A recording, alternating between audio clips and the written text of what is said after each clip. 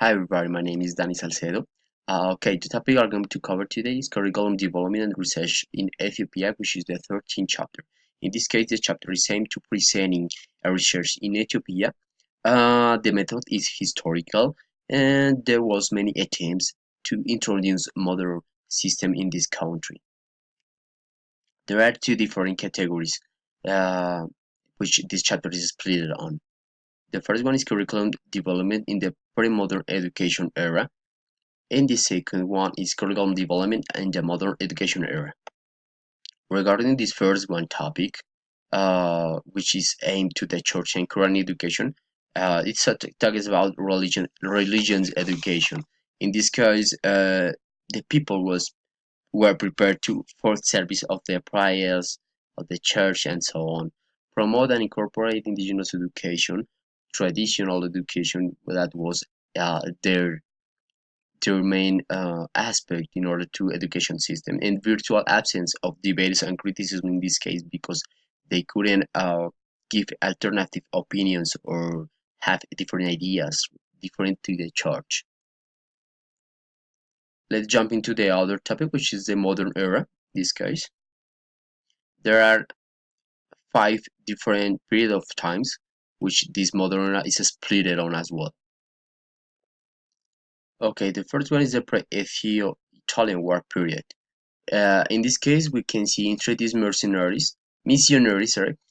So in that specific period of time, missionaries from other countries just got into that country and got Catholic religion that they wanted to impose on that country, but it doesn't work. It didn't work because they were expelled.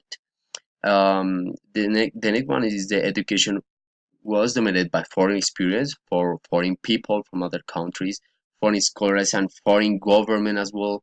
And the new system education versus national system education. In this case, the government didn't know how to handle the pressure from governments to initiate their own educative system rather than the national system.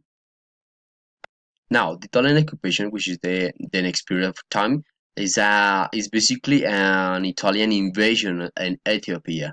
Schools were closed and covered for the children schooling of Italian children. Faces Italy's education policy, Ethiopian people became loyal servants for them. Policy was based on the racism, fascism, and militaristic educational philosophy of Italy. And finally, Italian schools were not available for natives in this case. So people from Ethiopia they couldn't access to the education from his own country. The next period of time, that's the post-liberation period, a period of changes, a change of objectives and curriculum structure, the education of civilian servants, and the art of government that they wanted to they wanted to and pretend to talk them, and there were also lacks in terms of syllabus London structure because that structure was from other countries, not from their own country. Tools and resources for teachers as well. Okay, then it's period of time is the curriculum development under military government. Uh, I would like to highlight something important here, which is basically the nationalization of rural and urban production. They wanted to take care of his own resources, of his own financial resources. The creation of a new constitutional system based on Marxist and Leninist lines, military alliances with some specific countries, promotion of their own values and political order from their own policies as a country, and finally the transitional curriculum with new ideas and with new projects as well. The other one is the curriculum development and research in the post era. In this case, there are some important aspects, such as importance and influence of the mother tongue. They wanted to rescue, to make it rise the mother tongue again. The English would continue serving as a medium of instruction. They wanted to adopting a new structure of education based on the mother tongue, in this case Aramaic.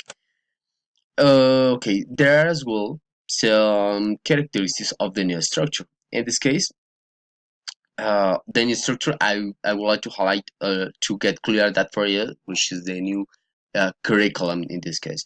The first one is educate citizens to take care of and utilize resources, educate citizens and endow with democratic culture and discipline, and who respect human rights, human values, and so on.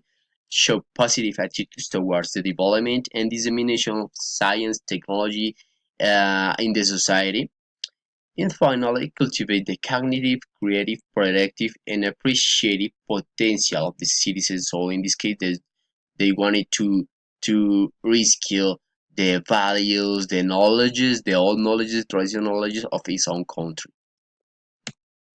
So that's pretty much it. Thank you so much.